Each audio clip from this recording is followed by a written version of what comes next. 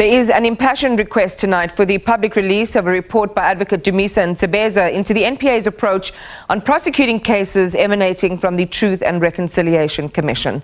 Survivors and families of victims of the Apartheid-era human rights violations want access to the report in full.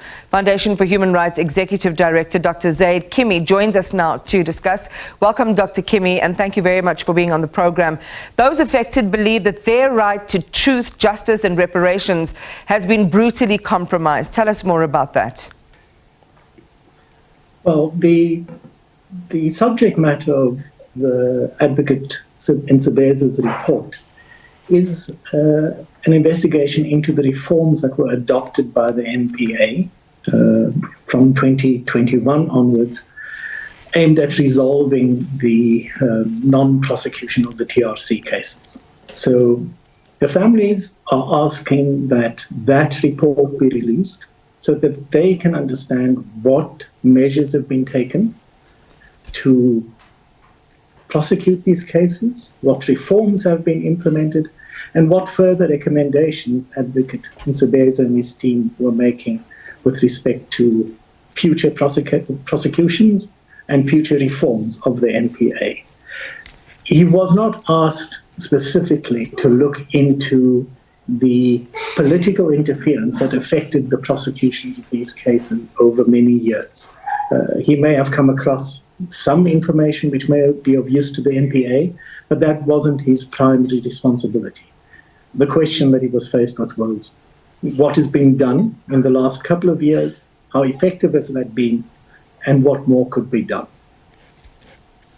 We'll circle back to that one, Dr. Kimmie, but you talk about him not being discharged to look at political interference, but this is certainly part of the discussion from the survivors and families of the victims. They talk about political interference by the executive. I don't know if you're in a place tonight to share what their point of view is. Well, I think it's been fairly well established that there was political interference. There were high-level decisions taken not to prosecute the TRC cases, and that decision was in place for a decade or more. We're not in a position at this point where we can say with complete certainty what instructions were given to who, on what basis those instructions were given and followed. We hope that there will be, at a future stage, an investigation into that miscarriage of justice, and the families will certainly have an ongoing interest in seeing that issue resolved. At this point, they, the organizations that support them, and the people of South Africa in general, have a right to know that there were reforms undertaken, and the NBA should be applauded for those reforms and the renewed vigor with which it is prosecuting these TRC cases. But they have the right to know what those reforms have been, how effective they've been, and whether the NPA is able to improve its systems and be accountable to the people of South Africa. That's what is being asked for. Yeah, Dr. Kimmie, it's a question without answers that hangs in this 25-year chasm between the conclusion of the work and the recommendations of the TRC and this moment.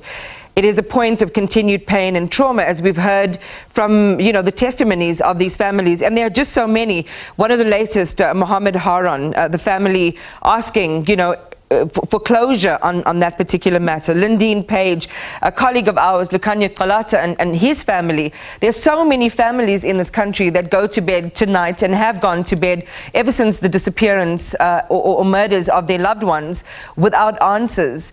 And then we hear from the NPA, for example, the Deputy Director of Public Prosecutions, about these, scores of cases that they are still investigating and which they are trying to finalize. Do you think that the possibility of justice is beginning to fade from view? Is it still possible to attain that in the current context?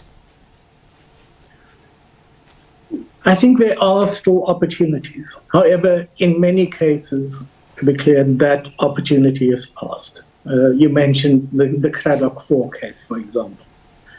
The last surviving suspect died a couple of months ago. So in effect, there's no reasonable chance of a prosecution. The Haroon inquest was completed, but because so much time had passed, all of the main suspects had died, and so there's no chance of any further prosecution. So I believe in many of these cases, time is against us, and it's unlikely that we're going to see effective prosecutions. There are a couple of cases where there's still such a chance, and we'll continue to pursue those. I believe that the question will eventually transform into one not necessarily of prosecution of perpetrators, but certainly of understanding why we were not able to prosecute the perpetrators, which decisions were taken, which people were involved. And the families have a right to have those questions answered, and we are taking steps to make sure they receive those answers. Dr. Kimmie, we're out of time. Any response from the NPA yet? And no, nothing at this point. All right. Well, we'll certainly be in touch with them as well for their response and see what their position is at this point. Foundation for Human Rights Executive Director, Dr. Zaid Kimmie, thank you for talking to us.